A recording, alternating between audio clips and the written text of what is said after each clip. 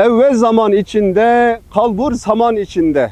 Doktorlar günde 700 hasta bakar iken, hastalar acilde 7 saat bekler iken Urfa'nın bağrında şehir efsanesine dönüşen bir şehir hastanesi masalı başlamış. Bir varmış, bir yokmuş. Aslında hep varmış gibi yapılmış ama 11 yıldır bir türlü tam olamamış. 2015'te temeli atıldığında çocuklar ilkokuldaydı. Şimdi hastanede işe girmek için sıra bekliyorlar. Bu hastane öyle bereketliymiş ki kaba inşaatı daha %20'deyken bile 3-4 seçim kazandırmış. Kaç seçim daha kazanırız diye hesaplar yapılmış. Adeta sağlıkta devrim değil, sandıkta devrim olmuş. 11 yıl geçti. 8,7 milyar TL harcandı ama kapısı hala kapalı. 3 Sağlık Bakanı değişti. Bizim hastane yerinde saydı. Derken bir gün her şey bitti diyerek vanaları bir açmışlar. Herkes suyun musluktan akacağını beklerken hastanenin bahçesinden, yolundan, yerin altından sular fışkırmaya başlamış. Altyapı o kadar ustaca gizlenmiş ki su yukarıdan akacağına yerin altından fışkırarak görsel bir şölen oluşturmuş. Meğer devletin malı deniz diyenler denizi kurutup bitiremeyince çareyi hastaneyi denize çevirmekte bulmuş. Geriye ise sadece patlak borular ve su baskınları kalmış. Masal bu ya. Hastanenin hemen karşısında DSİ'ye ait 400 dönümlük bir kamu malı varmış. Halk burası yeşil alan olsun, otopark olsun diye beklerken birileri özelleştirip rant malzemesi mi yapsak diye fısıldaşmaya başlamış. Şehrin geleceği değil, birilerinin cebi dolsun diye kamu yararı rafa kaldırılmak üzereymiş. En sonunda akıllara gelmiş. Yahu biz hastaneyi yaptık ama yolu unuttuk. Apar topar yolları yapılmış. Yol bitince de bakmışlar ki otopark yok. 30 bin aracın gireceği yere otopark yapmayı unutmak ancak bizim masallarımızda olur. Şimdi vatandaş şifa mı arayacak? Yoksa park yeri için 40 tur mu atacak? Orası meçhul. Gökten 3 elma düşmüş. Biri otoparksız yola, biri rant bekleyen arsaya, biri de 11 yıldır hastane bekleyen Urfalı'ya. Onlar erimiş muradına, biz gidelim